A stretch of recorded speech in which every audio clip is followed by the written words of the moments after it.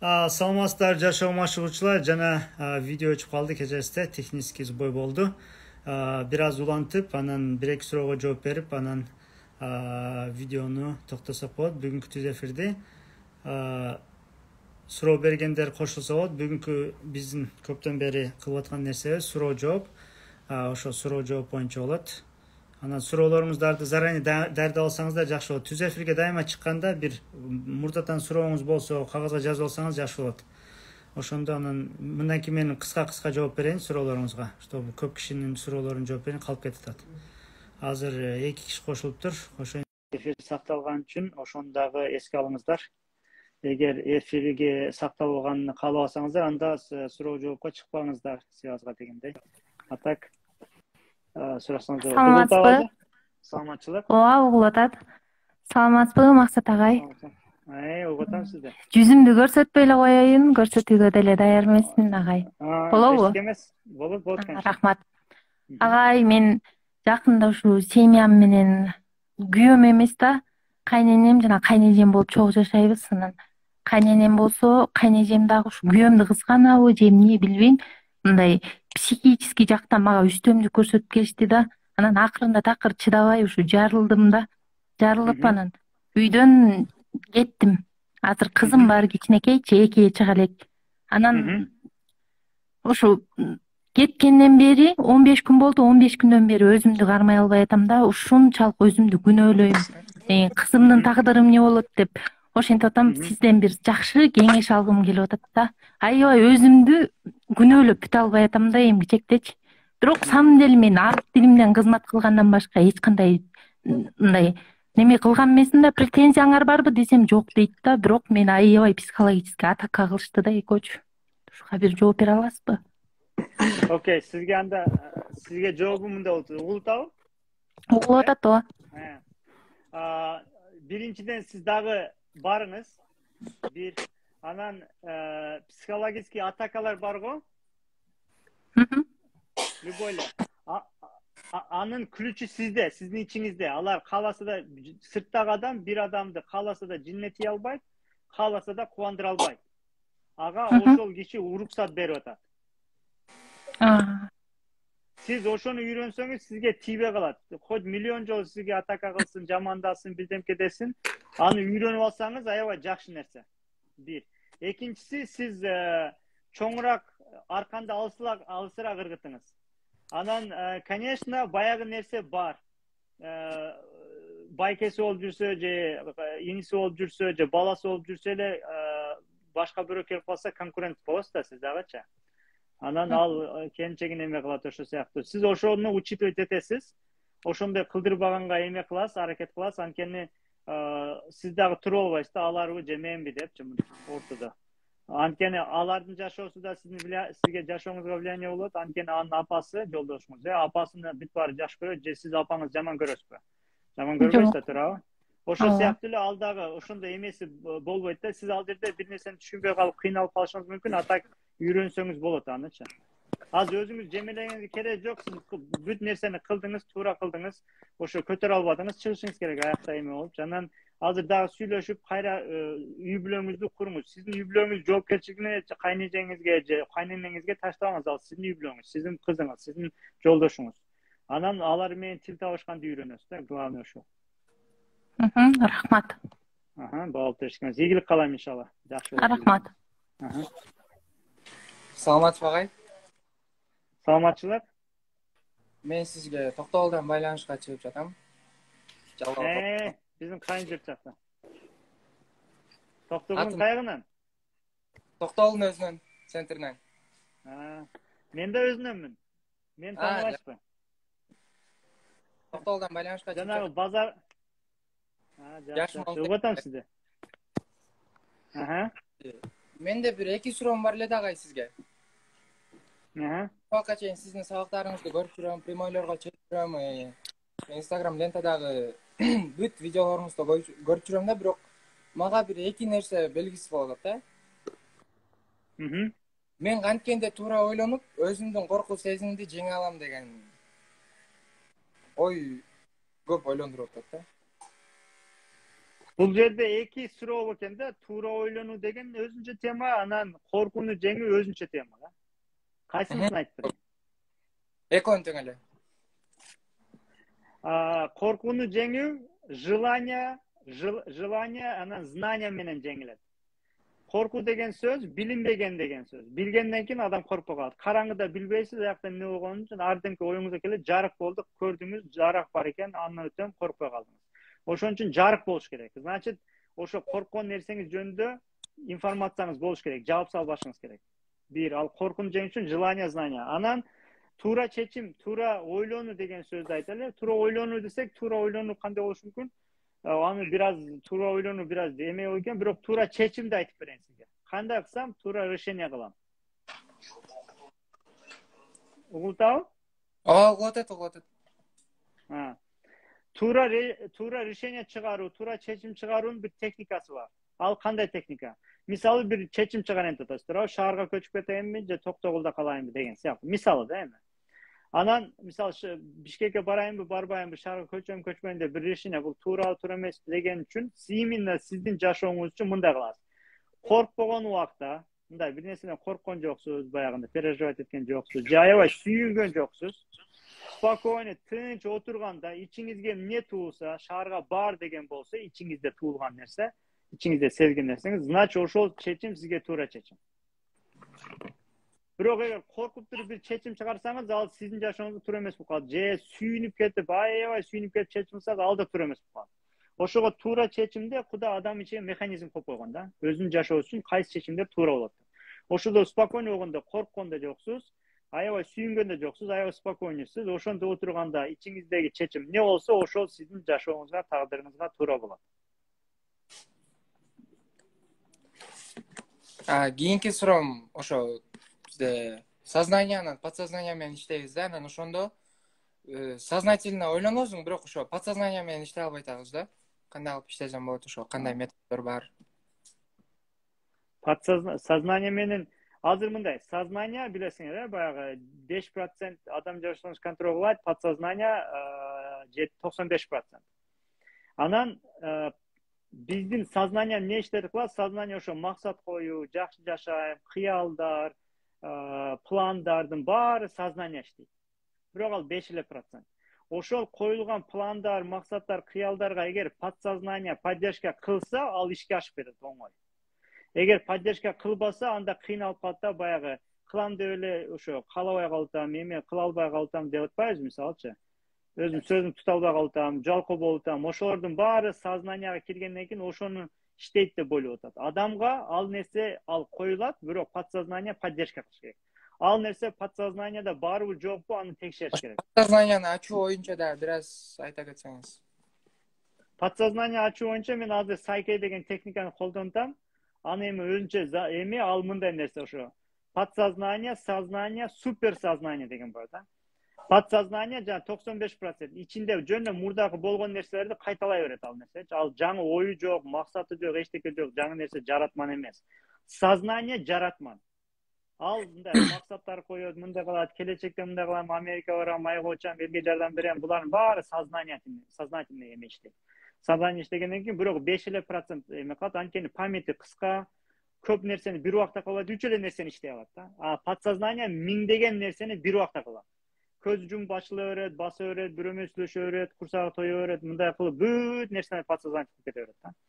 Анан суперсознание деген бар. Суперсознание бул ошол подсознание менен сознание коргой турган бир эме. Мисалы, подсознанияга ушер болбосун деп кармап турат. Эшикти ачпайт.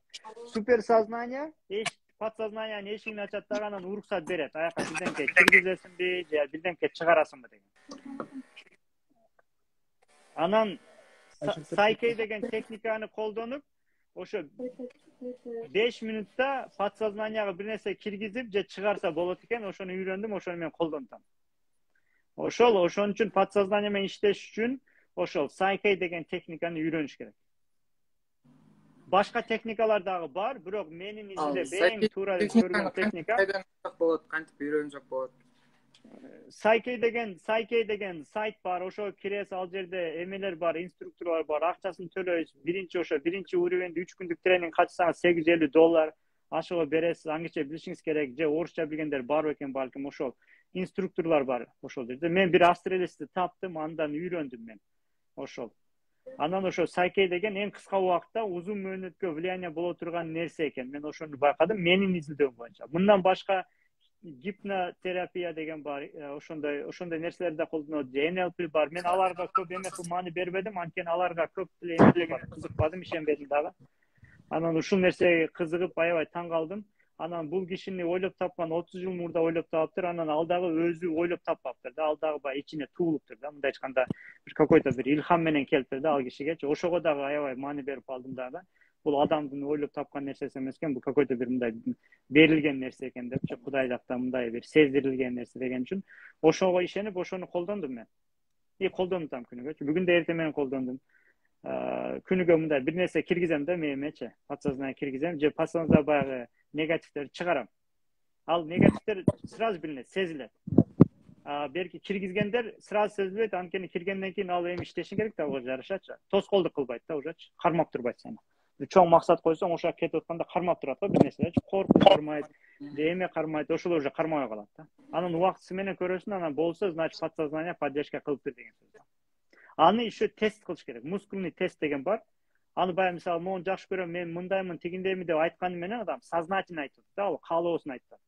Подсознание ошо барбы, ал постоянно кылабы, аны мускульный тест менен тест кылат. Мускульный тест деген адамда полушария бармы, эки жагы иштейт да. Анан эки жагы иштегенде бири-бириге контакт болот. Анан определенный замыкание болгондо ортосу жабылып калганда баягы эмелер болбой калат. Связдар бири-бири менен болбой калганда мускулга сигнал келбей калат.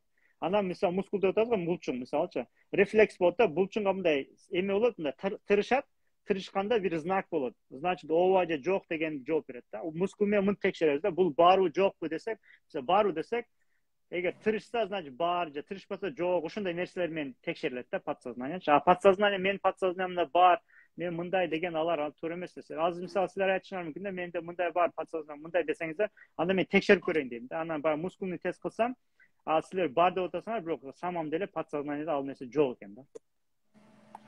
Жок деп ойлоп жүрсүңөр, самом деле бар экен. Мен ошо ичиңдеги мындай каалоң күч болсо, ошо ичтеги нерселер, ошо подсознание, эмоция, ошолор менен үйрөнүш керек да. Ошо суроо боюнча подсознание менен ошондой бир техникалар бар. NLP бар, эмелер бар. Анан мен ошо подсознаниеда айтып боюнча Джон Кехан болобу? Любой менен үйрөнө бериңиз. Кайсынысы иштесе да. Мага андайлар иштебеди, мага мисалы могу иштебеди. Подсознание, короче, 21 күн кылышың керек, өзүңдү кыйнап, монтип, же 66 күн кылышың керек дегендер ал мага иштебейт экен. Мен андай дисциплинный адам эмес экенмин. Же мен ага ишенбеген үчүн иштебейт да. Өзүң кыйнабайсың. Мага адам өзүнү кыйнабай бүт нерсени баягындай спокойно, натуральный, эволюционный кетиш керек деген ишенич бар да менде. Макул эчтеке эмес, болуптур. Ийгилик каалайм.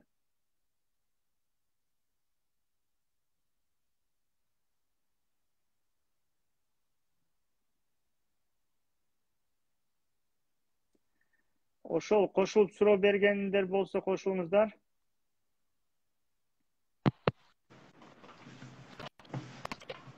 Саламатсызбы? Саламатсызбы? Саламатчылык. Саламатсыздарбы? Мен суроом жаңы мен дагы өзү көп мындай подсознание боюнча китептерди окуп изилденип жүрөм да. Анан максаттарды коюп, бирок көбүнчөсү дисциплинадан страдать этем да. Ошону мисалы өзүңдү башкарганды, дисциплинаны жөнгө салыш үчүн кандай кылса болот, ошону сурайын дедим. Убакытты туура бөлүш керек. Дисциплина жөнүндө мен дагы кыла албайм. Мен андай адам эмесмин, мен дисциплинага ишенбейм. Дисциплина адам өзүнү кыйнаган деген сөз. Жакшы нерселер адам кыйналбай кылыш керек. Ал жерде дисциплина же жалпылык деген сөз, ал нерсени сиз эмне үчүн кыласыз, ага ответ жок болсо кыла албайсыз.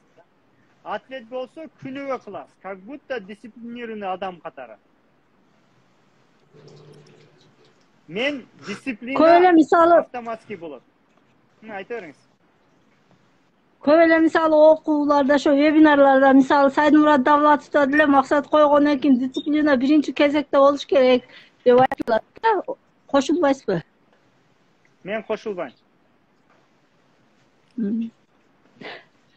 Рахмат, суроом ушул. Мен дисциплинага кошулбайм. Дисциплина адам өзүн кыйноо деген сөз. Бирок мынага кошулам. Эгер сиз ошол нерсени эмне үчүн кылышыңызды ответ тапсаңыз, уже дисциплинанын кереги жок. Ал сиз как будто дисциплина, сиз дайыма кылган нерсеңиз бар, туурабы? Тойго барасыз да дайыма, туурабы? Дайыма досторуңуз менен отуруп чай ичесиз да, туурабы? Бир мындай жаккан нерсени аны дисциплинированный кыласыз да, күнүгө кыласыз. Мындай эч токтотпойсуз да анычы. Кыйналбайсыз дагы, туурабы? Ошо сыяктуу. Дисциплина дегенде бизде мындай түшүнүлөт. Өзүңдү кыйноо деген сөздү түшүндүрөт да. Бир кыйнайсың, эки кыйнайсың, аягында тажайсың, таштап коесуң, туурабы? Значит, ал жерде ал туура эмес нерсе. Ал эмне кылышыңыз керек? Сиз максаттарды койдуңуз. Биринчи бул сиздин максатыңызбы эмеспи, ошону тактаңыз. Элдикиби же? Анан экинчиси, эмне үчүн ошону каалайсыз? Жообуңуз барбы? Жообум бар десеңиз, анда бул сиздикиби, ичиңизден чыкканбы же элдикиби? Элдики болсо дагы кыла албайт. Эгер сиздики болгон болсо, сизди эч ким токтото албайт. Мына мен азыр могул жер рабочий жана түз эфирге кесилип калды эле, азыр дагы түз эфирге чыгасызбы? Мен дагы чыккым келип чыгып атам да. Дисциплина аябай күчтүү да, түз эфирге чыгып, туурабы? Неге дегенде ичимден келип атат да. Күнүгө чыгып атамбы? Чыгып атам. Неге чыгып атам? Мен кыйнаган жокмун. Мен азыр түз эфирге чыгып известный болайын да, мындай мактанайын да, же элдин көйгөйүн чечейин да эмес, просто бул аябай каалаган нерсем, чыгып атам. Ошо сыяктуу сиз ал нерсени каалаганыңыз, эмне үчүн ошол максаттарды койдуңуз? Ошого жооп бериңиз. Эгер өзүңүздүн жообуңузду тапсаңыз, сиз аябай дисциплинированный киши болуп каласыз. Мисалы, коучингде, саморазвитияда мен аябай дисциплинированныймын. Любой коучтан алдыдамын. Өзүмдү ошентип эсептейм. Анткени күнү түнү үйрөнө берем. Отурсам да үйрөнө берем. Сиз суроо бердиңиз, сиздин сурооңузду алдым, анализ кылдым. Значит, бир суроо чыкты, менде пайда болду. Ошону табышым керек экен деген сыяктуучу. Анан сизди аябай куттуктайм. Биринчиден, канча жашка чыкпасаңыз дагы жашоого машыкканыңыз өтө жакшы нерсе. Эми бизден өтүп кетти деп жатып алган жоксуз да. Бул өтө жакшы. Жаш элебиз десем. Эми жаш болсоңуз деле муну азыр жогоруда кыздардан эмессиз да, жашооңуз, бала чакаңыз бар да, чоң кыздар даже турмушка чыга элек. Ошо сыяктуу. Болтура, ийгилик каалайм сизге. Саламатсыздарбы? Саламатсыз багай. Саламатчылык. Сурооңуз боюнча? Суроом бар эле, самооценканы көтөрүү боюнча. Самооценканы самолюбие менен көтөрөт. Анан самооценканы кантип көтөрөт дегенде, конокту кандай сыйласаңыз, өзүңүз да ошондой сыйлайсыз. Өзүңүзгө өзүңүз конок болосуз. Азыр сиз өзүңүз сыйлайсызбы? Ооба. Текшерейинби? Майли. Көчөгө кийим чыгасыз, туурабы? Ата-энеңизден кийим сурайсыз да. Өзүңүзгө сатып аласызбы? Көчөгө кийинип чыгасыз. Анан үйдө боло берет да, үйдө башка нерселер кийесиз, эскирек нерселер. Туурабы, туура эмеспи? Туура. Эски. Эми аны көчөгө кийбейсиз, ата-эне үйгө кымбат баалуу сатып албадыңыз, мисалы, туурабы? Значит, өзүңүздү сыйлабайт экенсиз, элди сыйлаганчалык. Сиз өзүңүз сыйлайм деп атпайсызбы? Кайсы категория менен сыйлап атасыз? Могу категорияда сыйлабайт экенсиз. Үйүңүзгө конок келсе, тамак саласыз, туурабы? Дасторкон чагып, тамак салып бересиз да, туурабы? Жашыңыз канчада? 19да. 19да. Анда сиз баягы конок сыйлайт экенсиз, өзүңүз ата-энеңиз эмес, же ата-энеңизге жардам берип өзүңүз кыласыз, туурабы? Эми өзүңүз тамак бүгүн завтрак кылдыңыз, туурабы? Эртең менен тамак жедиңиз. Ошо конокко бергенде тамак жедиңизби, антип жебедиңизби? Конокко кылгандай эмес. Значит, өзүңүз сыйлабайт экенсиз. Ошондо самолюбие көтөрүлбөйт. Ошондой кылсаң самолюбие көтөрөлөт, анан самооценка көтөрүлөт. Ошон үчүн үйдө дагы окшош, анан көчөгө чыкканда дагы окшош. Экөөнүн бирдей болуш керек деп атасыз да, ага, туурабы? Андай болбой, үйдө андан да жакшы болсо, анда вообще эле жакшы болот. Көчөгө кийгеним 3000 сомдук, үйгө кийгеним 10.000 сомдук болсо, анда анда ошондо өзүңүз Дагы экинчи суроо менен. Сомнение кыласың го, эртең менен эрте турам деп өзүң айтасың, саат 7-де турам деп, анан кийин ичиңден 9-да туруп каласың деген күмөн саноо болот го, ошону кандай ошол аткарылып калат го. Сомнение кылганың аткарылат, анан өзүң максат койгонуң аткарылбайт да. Ошону кантип жок кылса болот, өзүң каалооң орундалыш керек да. Каалап 7-де Биринчи баягы 7-де турушум керек, 9-да туруп атам деген сөз, биринчи 7-де эмнеге турушум керек? Ошого ответ табыш керек. Эртең менен туруш керек. Эртең менен турсаң жакшы нерселер болот. Рыскул болосуң. Ал сиздин ответиңиз эмес экен, ал бирөөнүн ответи. Еще туруш керек деп атам. Туруш керек десеңиз, итак эле тура албайсыз. Эртең менен турганда аябай каалайм десеңиз, анан уже өзүңүздүкү боло баштайт. Анан эмне үчүн турганга ответ табышыңыз керек. Ошол ответ сизге аябай өзүңүздүкү болушпай күчтүү болуш керек. Эгер ага ответ таппасаңыз, ошо кыйналып жүрө берет. Бир адам эмне кыларына, эмне үчүн ошону кыларына ответ тапканда, ал вообще жалпоодо болбой калат, ошол жанагы айткандай дисциплинированный болуп калат. Ответтер жок болсо, өзүнү кыйнайт, бир кыйнайт, эки кыйнайт, адам кыйналып жашай албайт. Өзүнө ыңгайлуу.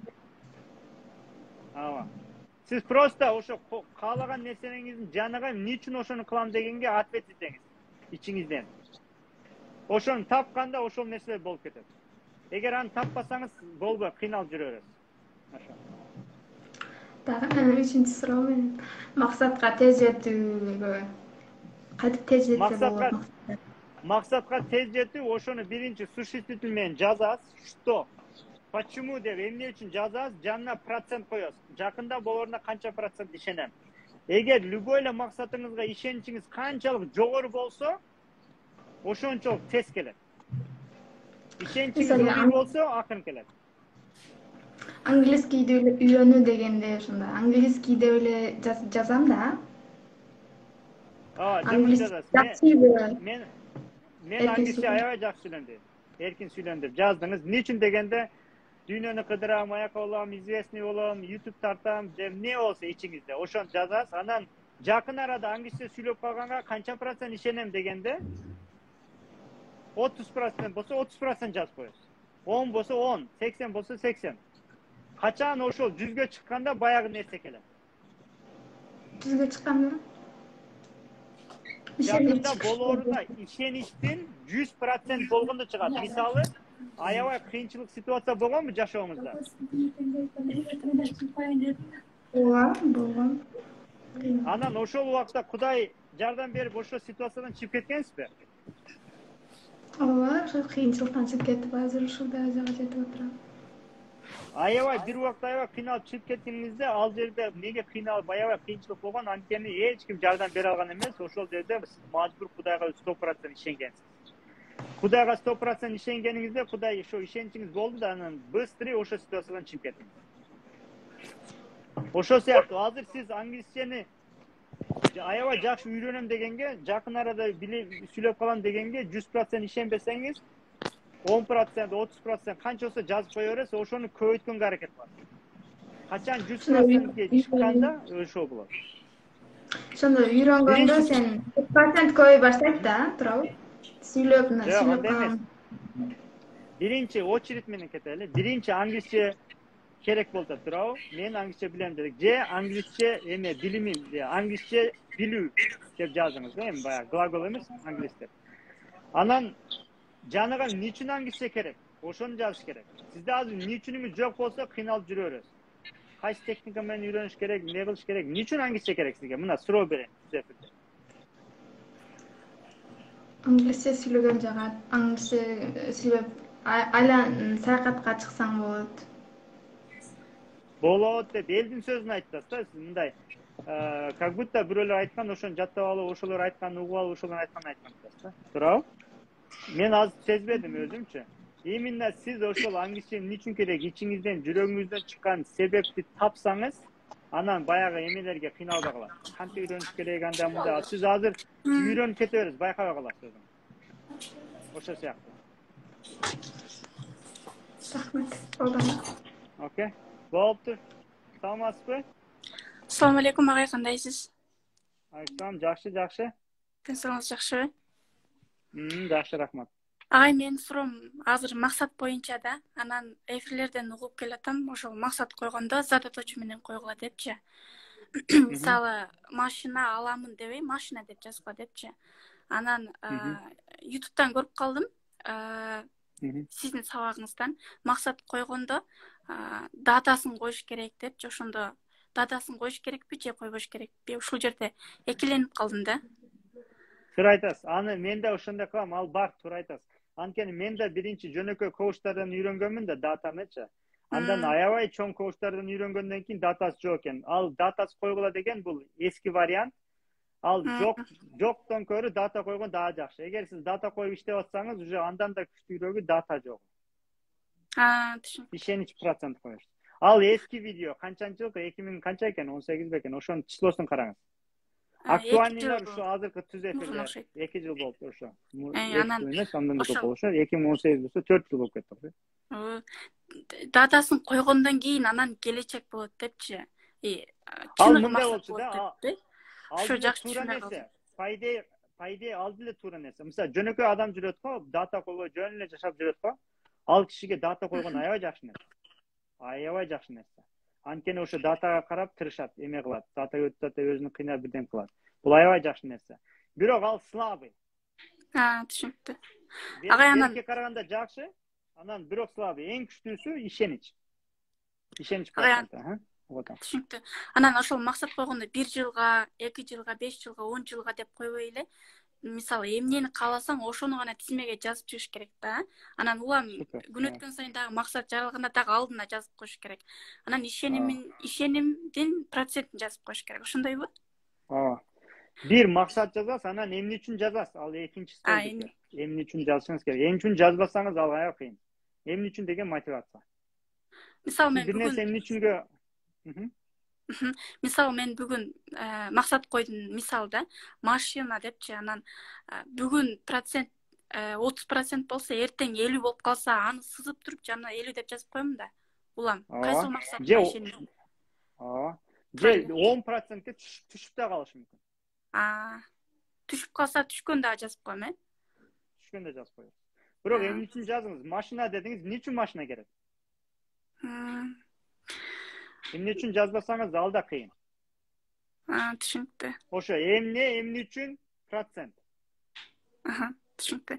Агай, анан акыркы сурам, кечээки эфирден 3 техниканы үйрөндүм. Азыркы ушул жерде анан колуңдагы бар нерсе менен колдонуп кетипчи. Анан ошону уккандан кийин бир аз оюм өзгөрдү да. Мен негизи окуу борбор ачкым келип атканда, анан азыр онлайн түрүндөбү депчи. Анан баягы билимим аз дедимби, мындай бир аз ишеним жакшы болбой атат да. Же толук окууну бүтүшүм керекпи депчи. Анан кечээки эфирден кийин кайра азырдан баштасам балким баягы тажрыйба алып калам деген үмүт мененчи. Ошого кандай кеңеш бере аласыз? Мисалы, мен араб тил эмес, Курандан, анан араб тилинин жазуу ыкмасы боюнча бере алам да. Учурда сабак бергеним 2 жыл болду онлайн түрүндө, бирок башка борбордо. Мен жеке өзүм ачкым келип атканда, же ал борбордо иштегеним жакшыбы, же жеке өзүм ачканым жакшыбы? Жеке өзүм ачканын себеби, мисалы, башка методика киргизип, мисалы, сабак өтүү методдорунчу, анан ошолордун неме кылайын дегенмин да. Борбордо андайга мүмкүнчүлүк болбойт да. Сиз мындай көп варианттарга ачык болушуңуз керек экен. Балким борбордо аябай жакшы, борбордо сиз өзүңүз алып коюңуз. Эмеси менен, бөйт нерсеси менен. Уже ачканыңыз керек жок, ошо сиздики болуп калды. Бир. Аны ачсаңыз да болот, бирок ачсаңыз определениясын билбесеңиз, кыйналып калсаңыз, аны эрте болуп калат. Анан өзү убакыт сааты келет да, аябай каалаган жанагы борборум бар деп процентин караңыз, 100% болсо, значит ал болот да бир себептен. Анан ал жерде мен айта албайм, буну кыл, тегини кыл депчи. ошол же таштап коембу же убакыт туура келбейби өзүм окума деп ошолордун эки күмөн болуп атат да, бирок аябай негизи ачкым келип атат. Болду, ачкыңыз келип атса, значит каалооңузду айта берсиң керек, баягыны жаза берип, проценттерди эле карайсыз, болду. 100%ке чыкканда сразу барып ачып атам эмес, просто ошону эле каалай бересиз. Анан тагдырдагы келген себептерди колдоносуз да. Түшүнүктүү. Рахмат агай, Аллах ыраазы болсун. Эстикене кубалыктыр. Жаңы кошулгандар болсо, бир-эки жооп берейин, андан кийин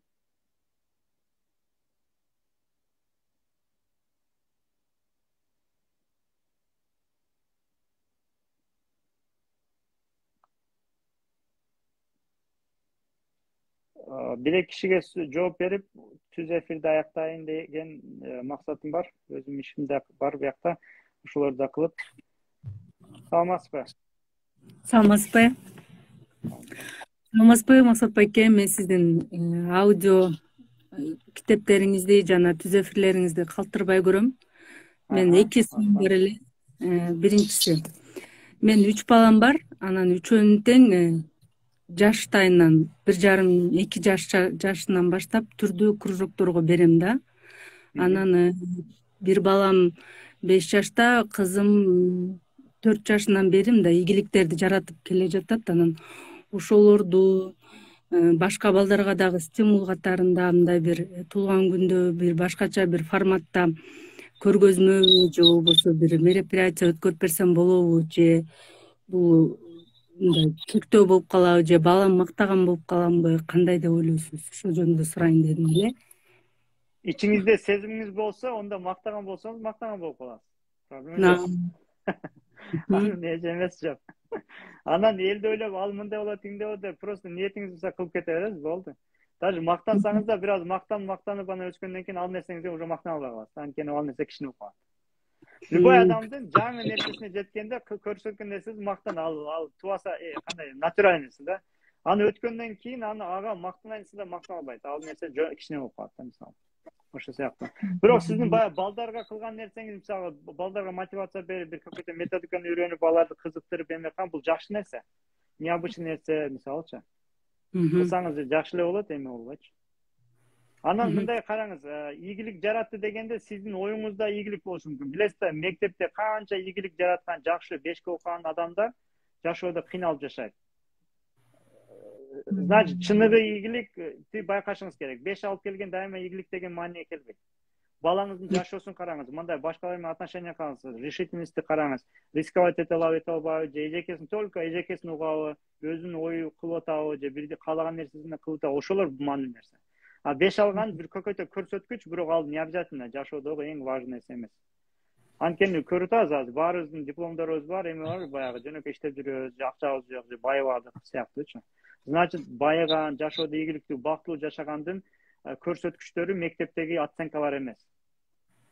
Олимпиадада биринчи болгон эмес, ал нерселер эмес.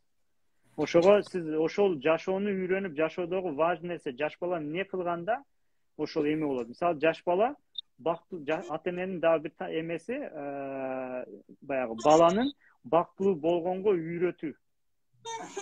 Аны кантип үйрөтөбүз? Карасаң, жакшы нерсебиз бар деп, могуз бар, тигиниз бар деп, мисалы, ошол баланы бактылуу кылганга үйрөтүү.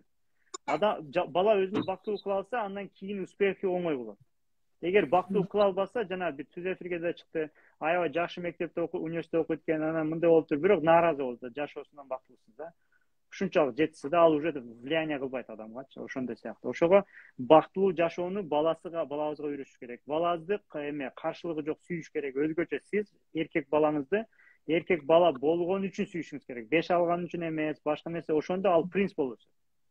Аталар кыздарыны жөн кыз болуп төрөлүп калыптыр деп туруп эле ошо эч кандай күтүүсүз, андан дагы бир какой-то ажына күтпөй, мындай бир жактуу эле сүйүүнү бериш керек атасы. Ошондо ошол кыз принцесса болуп өсөт. Чоңойгондо принцти күтө алат. Шагы сынган кыз шагы сынган жигитке туш келет. Шагы сынган жигит шагы сынган кызга туш келет. Ушундай да. Ошо бала тарбиялоодо сиз ошол жөнүндө балдардын психологиясын үйрөнүп, алардын развитиялары жөнүндө үйрөнсөңүз, ошолор жөнүндө үйрөнүп, ошол жерде кылсаңыз аябай жакшы болот. Эң маанилүүсү адамдын өзүнүн өнүгүүсү. Өзү кандай болсо, балдар ошондой болот. Өзү эмнеге маани берсе, балдар ошого маани берет. Бул эң кыска жолда. Ошо сиз өзүңүз жөнүндө өнүгөсүз, өзүңүздү өнүктүрөсүз. Финансовый, материальный, духовный, дагы психологический эмнеңизди өнүктүрсөңүз, балаңыз сизди карап, кыздарыңыз сизди карап өсө берет. Ошол эме эң маанилүү. Анан экинчи суроо. Мен өзүм негизи эрте турам да. Анан менин Инстаграмдагы аудиториям ушул эрте туруу боюнча сабак өтүңүз, кандай методду колдонуңуз деп көп суранышат да. А мен баягы динде балаңызды өкүлүк жашына жеткирип, анан өзүңүздүн бирөөгө болгон кеңешиңизди айтыңыз деген нерсесин карманам да.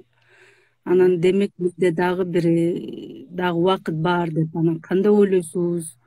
Бир онлайн сабак өтүнгөнгө шартпы же бул убактылуунча эле кызыгуу болуп калабы дейм да. Аны биле албайбыз да, аны сиз өзүңүз билесиз да, кылганыңыздан кийин сезилет да ал нерсечи. Аны любой нерсени, мисалы Америкага барса мындай эмес, Америкага барыңыз, чын эле ошондой эмес сезилет, ошондо билинет. Эгер кылбасаңыз, ошол оюңузда жүрө берет да. Ошол нерсени кылып көрүңүз, бирөө берсе кылып берип көрүңүз, мисалы да. Анан караңыз өзүңүздү сезесиз. Өзүңүздүн адамдын ичи өзү эме бар да, өзүчү. Ответтерди берет. Адамдын ичи өзүнүн тагдырынын жакшы жаман болушуна өзү ответтери бар. Жана айттым, мисалы, бир решение кыл, азыркы решение мындай кылыңыз. Азыр мисалы мындай деп атасыз да, суроо. Онлайн тренинг берейинби, бербейинби деген чечим чыгаш керек болуп атат, туурабы? Ооба.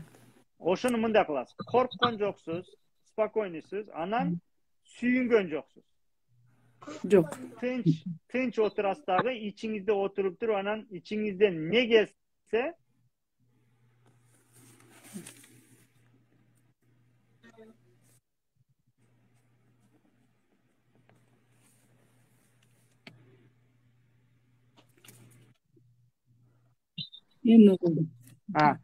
эме тынч адамдын баласы, адамдын ичинде чечим чыгаруу механизми бар. Кудай койгон механизм.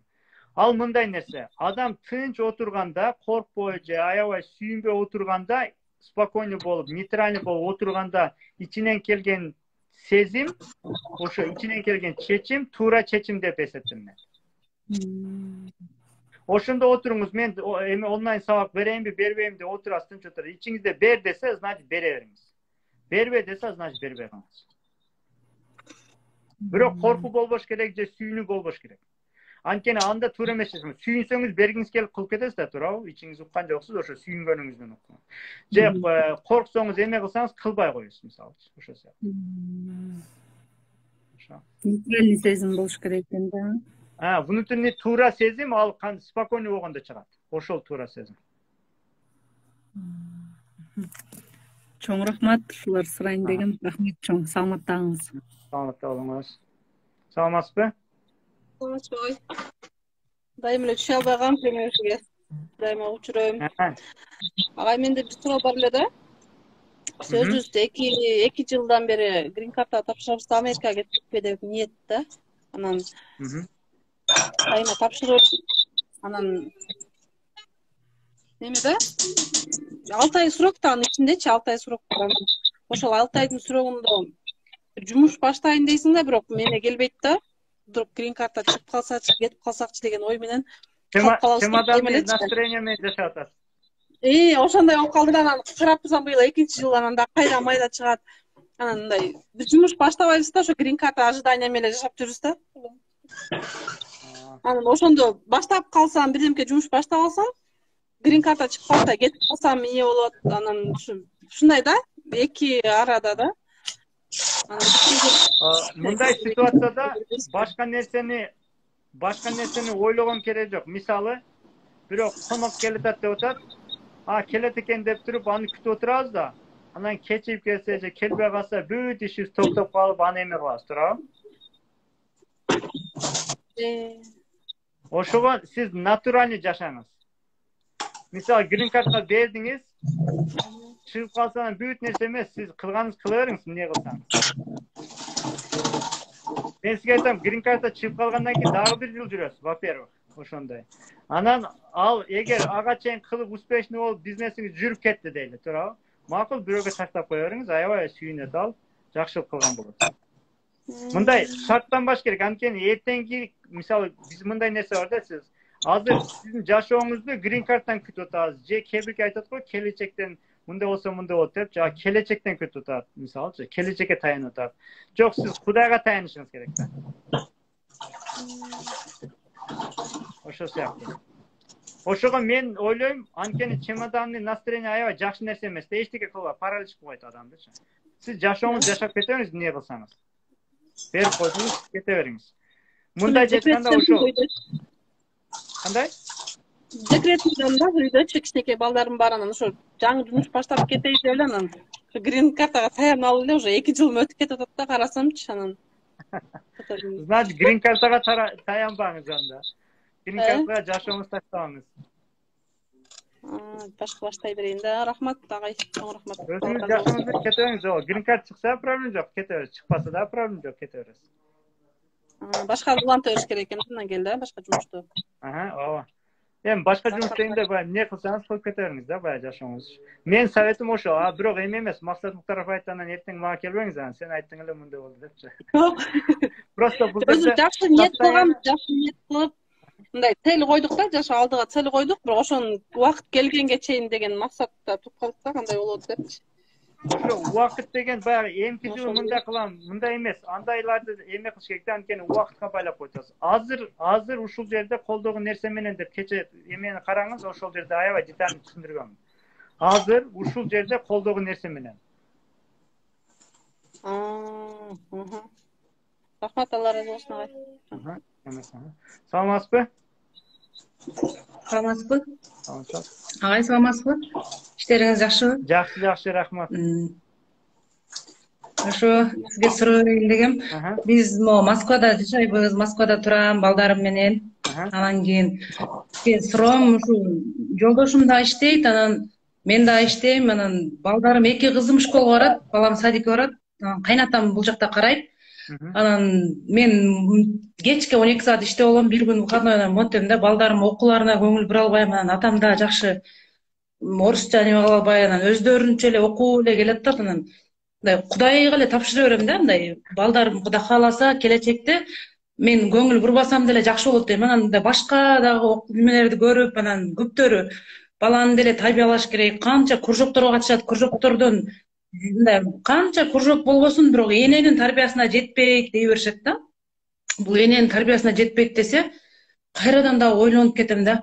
Мындай Кудайга деле аракет кылсаң болот да, анан мен өзүм Кудайга таштап коюп эле буларды тарбиялабасам эртеге булар кандай болуп калат деп эле ушинтип эле ойлоно берем да. Анан ошол боюнча сурайын дегем да, бирок өзүм ушунчалык эле бастан турсам Кудайга тапшыра берем да, балдарым Кудай кааласа мындай болот, мен карабасам делем деп, бирок көңүл буруп карайм кадын ойлорум да.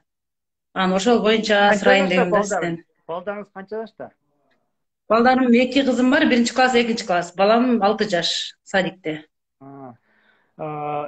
Мындай кылсаңыз жакшы болот. Мен деле ушундай бир адам иштегенде эме кылган эме болот да. Сиз бир жумада бир күнүңүздү семейный күн кылсаңыз аябай жакшы. Бир балдарыңызга ал жерде бере турган окутуп мынтип эмес, ал окуганды эмени балдар өздөрү кылып алат. Эме кылгандачы көкөтө бир поддержка керек, албетте керек, сөзсүз бар. Бирок аны өзү кыла албаган нерсеси бар, ал ошо сүйүүсү. Сиз баягы сүйүүнү беришиңиз керек. Сүйүүнү адам кантип берет? Ошол прикосновение, сүйлөгөн, бир жерге алып бардыңыз, ошолордун баары ошол баягы сүйүүгө кетет да, внимание кылып атасыз да сизчи. Анан урушпашыңыз керек. Особенно эркек баланы, ошо эркек бала болгон үчүн эле апасы сүйөбөш керек да. Кызды атасы, ошо кыз болгон үчүн эле сүйөбөш керек. Ошон үчүн кызды апасы тарбиялайт, эркекти атасы тарбиялайт. Атасы сындыра албайт шагын баланын. Кыздын шагыны апасы сындыра албайт. Бирок атасы катуу сындырып коет кыздын шагыны, же апасы баланын шагын сындырып коет. Ошо сиздин балдарыңыз жаш экен, 1 класс, 2 класс, сиз азыр буларга сүйүү бериңиз, аябай маанилүү нерсе. Анан булар сиздин баягы сознанияңызга муктаж. Апа мынаны кылайынбы, кылбайынбы дегенде сиз аябай жакшы аларга решение берип, кыла бер балам, же уруксат берип, же эме баягы жаман нерсе бул болбойт деп аны айтышыңыз керек. Алар өздөрү түшүнбөйт да. 12 жашка чыккандан кийин алар сиздикине муктаж болбойт да, сиздикини колдонбойт деле. Баягы подростковый возраст деген сөз аларга сознание кирип, өздөрү решение чыгара баштайт. Ак караны билипчи. Өздөрүнүн кабылоолору чыга баштайт, сознаниясы келген үчүн. ошону сурайын дегем, ошо кыжалат болуп эле өзүм тарбиялабай. Жо, тарбияла деген сөз мындай деген сөз да, сиз өзүңүздү аябай өнүктүрөсүз. Бул ошо баланы тарбияла деген ошо. Анткени адам атасы өнүкпөсө баласын кантип тарбиялайт? Тамеки тартып атып, мисалы, тамеки чекпе десе, мисалы, баласы укпайт да. Ошо сыяктуу да. Ошо сиз өзүңүздүн баягы жашоого бактылуулугуңузду көрсөтөсүз, бактылуу жашаганыңызды жашайсыз, жашаганда бала көрөт, бактылуу жашаганды үйрөнөт. Апасы настроение болуп, бүт кыйналып эле жүрүп, монда жүрө берсе, бала ойлойт дагы, бул дүйнө ушунчалык кыйын экен. Даже дүйнөдө эң күчтүү киши апам менен атам экөө мындай бул дүйнөдө оңой кылып жашап, бактылуу жашап алса, значит мен нар жакта эле отурат экенмин дейт да. Ошон үчүн сиз балага бактылуу болгонуңузду көрсөтүшүңүз керек. Точнее, сиз бактылуу болушуңуз керек. Ошол важный. Бала тарбиялоо деген ошол. Бала тарбиялоо деген отур, тур, муну кыл эмес. Бала эч тарбиялабайсыз. Бала тарбиялоо деген мындай деген. Ошентип кызыгат көрөм да, 12 саат иште болуп, анан мындай отур, тур дей албайм, муну кыл, аны кыл дей албай атам деп эле кыжалат болуп эле, окууларына көңүл барбайм. Балдарыңыздын оценкалары кандай? Балдарым мондай кыргызча сүйлөй алышпайт да жакшы. Анан кээде үйдө кыргызча сүйлөйт, анан жалаң орусча болуп калган, орус мүнөз болуп калышкан, мындай нерсе менен деле иши жок, мындай ушак, мындай нерселерди мындай мону монтип уктуңбу, бирөө чоң атаң монтип кимдер менен сүйлөштү, мындай андай десең деле мындай эме кылбайт да. Мен андай кылбай эле коеюнчу, антип сурабай эле коюңчу менден деп чоң кызым ушундай дейт да. Мындай мага антип эме кылбаңчы. Орустардын культурасында атаң аты ким, чоң атасы ким деп өздөрү жашайт, туурабы? Ошол культурада өсүп атат да. Жакшы жагы ошо ушак сүйлөбөйт, жакшы жагы, туурабы? Ооба. Ошо чоң атасы дагы мынтип айылдагылар менен сүйлөшүп мынтип калганда, эмне деп сүйлөштү, уктуңбу десем, ушинтип сурабаңчы менден деп ушундай сөздөрдү айтат да чоң кызым, мындай мага андай жакпайт депчи, мынтип сурай бербеңчи, мен антип сизге мынтип жеткизип турганды жактырбайм мен депчи. Жакшы экен анда. Караңыз, сизди тарбиялап атыптыр.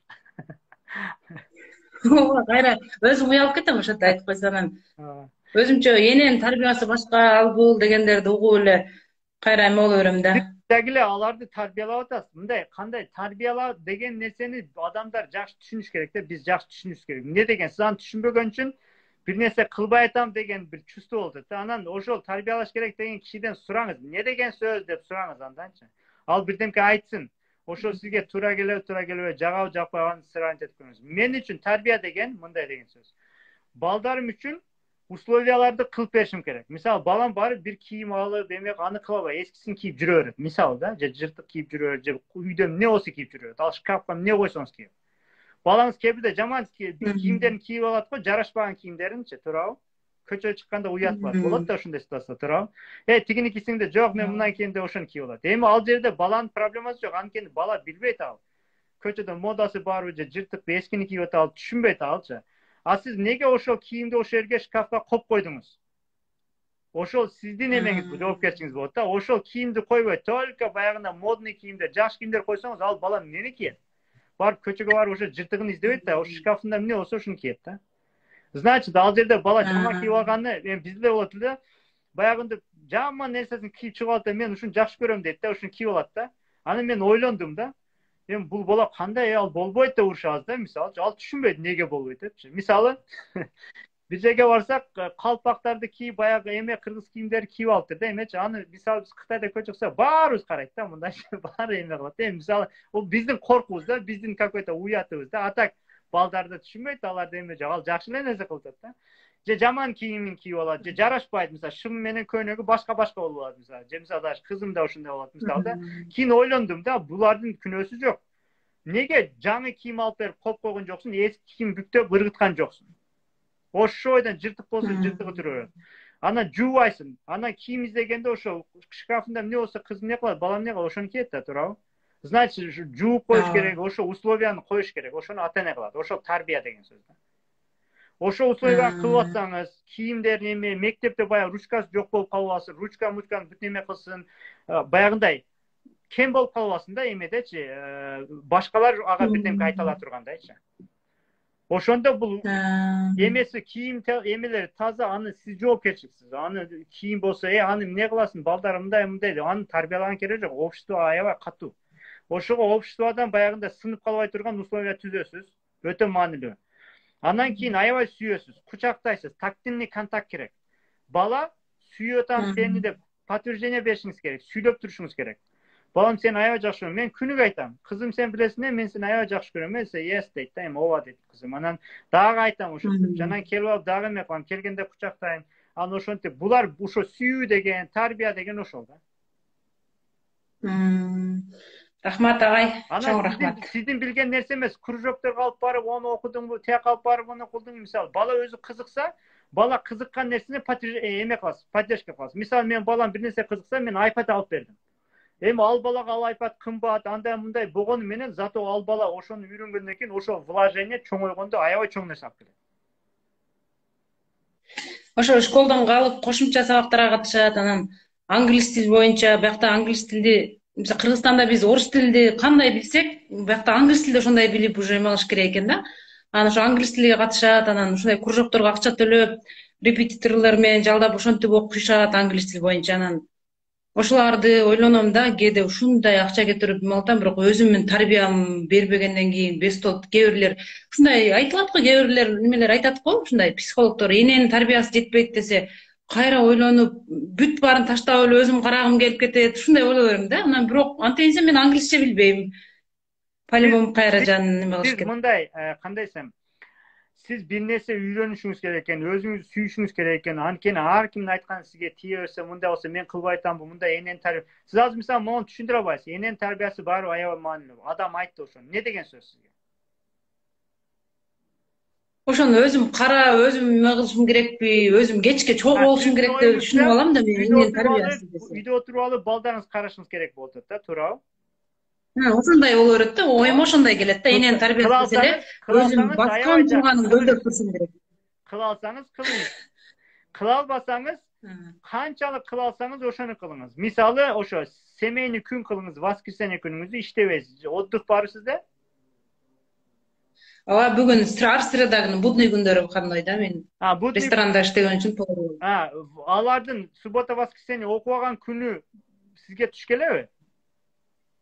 Мага туш келбей калат да, ошо неме күнү туш келет, бирок саат 3-тө чыгат, 3төн кийин го, эми аяк бак алып чыгып ошентем, бүгүн деле азыр күтүп атам школдон келиштерин. Сиз мындай да, азыр эмнеңиз болсо ошону кыла бересиз. Баягында, наркы жакта жүргөндө ойлонуп ошону кылышым керек дегичен убакыт өтөт да, балдарыңыз чоңоюп кетет, баягы бере турганыңыз бере албайсыз, анан 15-20 жашка чыккандан эми возможность келди дегенинизде балдарыңызга кереги жок. Балдарыңыз Америкада жүргөн болот уже. Азыр кичинекей экен балдарыңыз аябай мындай сүйүү дегенди билишиңиз керек. Сиз эчтеке кыла албасаңыз, бир аябай сүйүүнү бериңиз. Жакшы сүйлөңүз, балаңыз кучактаңыз, 5 алып келсе, молодец деңиз же мындаса азаматсың. Просто сүйүү бериңиз мындай эме кылыпчы. Балага ошо аябай күч берет. Наркы иштерин өзү кылып алат, 5 алып алат, аны өзү кылып алат мисалчы. Сүйүү жетишпеген балага эме кылыш кыйын. Ошо сүйүү аны башка бирөө бере алат. Эненин сүйүүсү баары башка деген сөз, эненин тарбиясы. Ал сүйүү деген сөз. Сүйүү, ошо бирдемке алып жүргүлө силер менен ойнойбуз деп отуруп ойноңуз мисалчы. Апа мындай кырып келдим деп. Анан экинчиси, биринчи сүйүү дедим, экинчиси внимание. Внимание ите келе сүйүү. Сиздин эң жакшы апа болгонуңуздун бир нерсе кылам десеңиз, бир упражнение. Сиз балдарыңызга эң жакшы зритель болосуз, фанат болосуз, подписчик болосуз балдарыңызга. Сиз азыр мага подписчиксизби? Ооба. Ошо мен пост чыгарсам карап атасыз да, туурабы? Түзөпкө чыксам катышып атасыз да, туурабы? Мен подписчигим экенсиз, туурабы? Ошондой мен подписчигим катары бир иш кылып атасыз. Эми ошо балдарыңызга да подписчик болосуз да, кызыңызга подписчик болосуз. Кызыңыз бир бал алып келсе, эмне алып келиптир, ошону карайсыз. Жөнтүр мындай эмес баягындайчы. Кызыңызга эң чоң зритель болсоңуз, эң жакшы зритель болсоңуз, ошол эң жакшы тарбия. Анткени апа мындан кара, апа мындай кылдым деп ал дайыма көрсөтөт. Сиз көрбөй койсоңуз, баягы нерсеси өнүкпөй калат да. Кызык эмес экен деп коет. Анан анын баягындай спокойный, баягы жөнөкөй мисалы салфетка, могул жерде салфетка. Апа салфетканы кара дейт да 6 жашар балаңыз жемени. Ана салфетка турбайт, мынтип карай бериңиз, сизге интересный болбосо деле. Ошол тарбия, ошол зритель. Анан балам, бул салфеткада да монтип ыргытып бербеңиз. Ал баланын эмеси баягынын эмесин өлтүргөн болосуз да. Ошого ошондой балаңызга эме болуңуз, балдарыңызга подписчик болуңуз, балдарыңызга эң жакшы зритель болуңуз, анан бирдемке кылсаң, анан сүйүү берем деп сүйүүңүз менен торговать этпеңиз. Ошондо бала апасынын сүйгөнүн кылам деп туруп, өзүнө жакпаса да өзүнү кыйнайт. Ошентип өзүнүн жакпаган факультетине окуйт, өзүнүн жакпаган мектебине барат, өзүнүн жакпаган ишини кылат, өзүнүн жакпаган оюнун кылат, апасы үчүн кылат да. Анткени сүйүүнү жоготкусу келбейт. Баладагы эң важный нерсе ата энесиндеги, апасындагы сүйүүнү жоготкусу келбейт. Ошого кыйналса да кылат. Ошого сиз сүйүүнү баягында таргабат этпей, жөнүнө балам сен жакшы окусаң да мен сени жакшы көрөм, сен жаман окусаң да мен жакшы көрөм, эчтеке болбойт. Мен сени дайыма жакшы көрөм деңиз. Балдарыңызга постоянно айтыңыз. Келгенде кучактаңыз. 1-класс, 2-класс. Булар аябай тактильный контактка муктаж. Чай бериңиз, жакшы айтыңыз. Ай, молодец, мында кылсың го, мына жагыпты. Только баягы жакшы жактарын эме кылыңыз. Анан чектелген жерлери, категорически чектелген нерсени билиш керек. Мисалы, бирөөнү уурду. Же мисалы, сиздин үйдө мисалы ичимдик болбош керек. Булар категорически зоналар бар. Аны сөзсүз катуу коюшуңуз керек кичинеңизден. Эми болсо да боло берет, болсо боло берет десеңиз, ал түшүнбөйт, кирип кетет аякачы. Ошо алат эле кылып, ошолорду аябай маани бересиз, зоналар. Анан ичиндеги ал сындырып койду, жыгылып калды, кийимине төгүп койду. Аларга эме кылбаңыз. Аларга кылсаңыз, анда аябай бала немени сындырасыз. Кийим баары кетет. Эсиңизде бар, бизге баягы колубузга тийгизбей, айылда жүргөндө же каяк жасаңыз, серванттагы баягы хрустальный эмелерди эч тийгизбей, же конфеттерди салып, эмне болду ал хрустальдар азыр, эмне болду? Ошойдон жок, модасы өтүп кетти, эч ким карабайт, туурабы? Көрдүңүзбү? Ошол нерселерди балдарыңыз менен жашаңыз. Көчөгө чекеге коюп койбоңуз.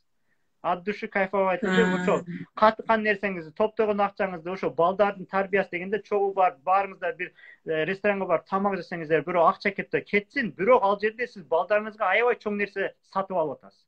Бул бакыт, күч, бул аябай сүйүү, бул келечекте көп акча алып келет. Мен ошого азыр не только материальный карайм. Мисалы, бул жерде жашаган квартирамды эме кылам да, ремонттодум да. Анан анда кантип ремонттодум, мен жашоого башыгып эме болгондон кийин түшүндүм. Балдарым өсүп атат. Эми бул бирөөнүн үйү квартирада турасың да, мен чет өлкөдө жашасаң квартирада жашайбыз да. Эми бирөөнүн үйгө эмнеге эме кыласың? Мен досторум келди дагы, сен ушунча квартира, ушунча вложение кылдың. Канча акча коротуп койдум? Бир 15 000 доллар коротуп койдум да, ошону жасаш үчүн, мебель себеп алыш үчүн. Анан бирок эми бул жерде 5 жыл жашайсың да эме деп ошентип айтты. Эми логика ошондой, туура. Бирок ал жерде мен 6 ай жашайм, 1 жыл жашайм, неважно. Бирок ошол жерде балдарым өсүп атат да. Булар көзү менен программаны түшүрдү подсознаниясынчы. Эми балдарымдын келечекте жашоо ушул менин куруп берген жашоонун үстүгө курулат. Андан жаман болбойт. Эгер жаман жашоодо жашасам, алар азыркы состоянияга келип ушундай. Эмнеге дегенде, бирөөнүн акча коротула эле мына деп. Ошол баланын тарбиясы, ушулар түшүнүш керек. Сиз короткон акчаңыз не только материальный бирдемке сатып алганды ойлонбоңуз. Моральный, психологический, эмоциональный счетко эме кылышыңыз керек. Аябай жакшы жерге алып бардыңыз балдарыңызды, мындай. Аябай көп акча бердиңиз, алар бир жолу көрдү да ал жердечи, мисалы. Ушунча люкс бир жерге барды, көрдү. Болду, баланын ичине сиңип калды. Ал деген сөз аяттан ушундай да жашоо бар экен деп туруп, анан ошого күнүгө план кылат. Ал чоңойгондо анда ошого жетет. Ошого возможностуңуз болсо, бир кымбат болобу, эме болобу, сиздин көтөрө албай атасыз. Бирок сиз ишенишиңиз керек, ал балага ошондой болот. Анын үчүн окушуңуз керек да. Мен ошого ишенем да. Мисалы, кымбат ресторанга алып барсам, балдарым ушунун тияктуу эле жеп коймокпуз да, туурабы? Ал курсак деген тоет да деп атабыз да. Бирок ал жерде атмосфера бар, ал жерде сервис бар, ал жерде официант келип сизге эме кылып атат, ал жерде сизди король катары мындай отношение кылып атат. Анан ойлойсуз, биз деле мынтип жашасак болот экен да деп. Биз деле монтип көчө тазалап, мынтип эле жашай беребиз. Оказывается, вот такой тоже есть деп. Бир эле жолу кылыңыз, айырмасы жок. Сизге ошо эме киргенден кийин жашооңуз өзгөрө баштайт да. Ошондой нерселерди үйрөнсөңүз болот. Рахмат агай, чоң рахмат. Болуп турганда, баарыңыздарга ийгилик каалап өтүрөйүн эми ушул жерде. Бүгүн аябай көп.